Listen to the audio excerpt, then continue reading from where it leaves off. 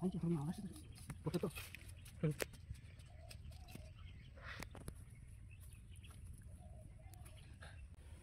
আলাইকুম রহমতুল্লাহ। আমরা আজকে আসছিলাম আমাদের বেগুনের ক্ষেতে আর কি, মানে এখানে আমরা লাগাইছিলাম প্রায়, মানে আমরা সবসময় বলি আমরা কিন্তু সমন্বয় চাষ করি, মানে মিশ্র চাষ এক কথা যারা বলে। আমাদের এখানে কলাবের ভিতরে প্রায় 6 কি 7 লাইন এখানে আমরা বরাবরই আর কি বেগুন গাছ লাগাইছিলাম। মানে এটা আমাদের নিজস্ব উৎপাদিত চারা। তো আসলে আজকে আমরা আসছি এর গোড়াটা পরিষ্কার করে আর কি গোড়ায় মাটি দেওয়ার জন্য। কারণ মাটি দেওয়ার কারণটা আমরা বলি আর কি, এই গাছটা যেমন আমাদের লাগানোর পরে দেখেন নতুন করে আবার মানে জীবিত হয়ে যাওয়ার পরে পাতা ছাড়তেছে। এই পাতা ছাড়ার পরে যখন আপনার পাতাটা যখন মানে অনেক পরিসরে ছাড়বে আর কি, তখন কিন্তু এর আগাটা ভারী হয়ে যাবে। ভারী হয়ে যাওয়ার পরে গাছ তখন গোড়ায় কিন্তু বল থাকবে না, তখন গাছটা আস্তে আস্তে হেলে পড়বে। তো সেই জায়গা থেকে আমরা আসছি, এই দেখেন গোড়ায় এই সুন্দর করে মাটি দিচ্ছি।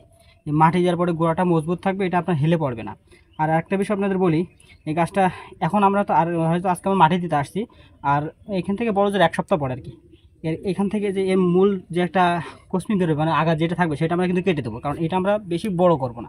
মানে বড় জোর এতটুকু হবে, হওয়ার পরে ওইটা যখন আমরা আগাটা কেটে দেবো তখন কিন্তু চারি সাইড আপনার ডালপালা বেরোবে, এরকম সুন্দর করে বিস্তার নেবে। তো সেই জায়গা থেকে তখন আপনার গাছের যত শাখা প্রশাখা যত বেশি হবে, কিন্তু ফলনটা তত বেশি হবে। তো সেই জায়গা থেকে আপনার সকলেই মানে যা যা ফসল আর কি, সকলেই চেষ্টা করবেন যে এরকম ধরনের গোড়ায় মাটি দিয়ে সুন্দর করে আগা কাটিং করার জন্য। তো সকলেই ভালো থাকবেন, সুস্থ থাকবেন। আসসালামু আলাইকুম।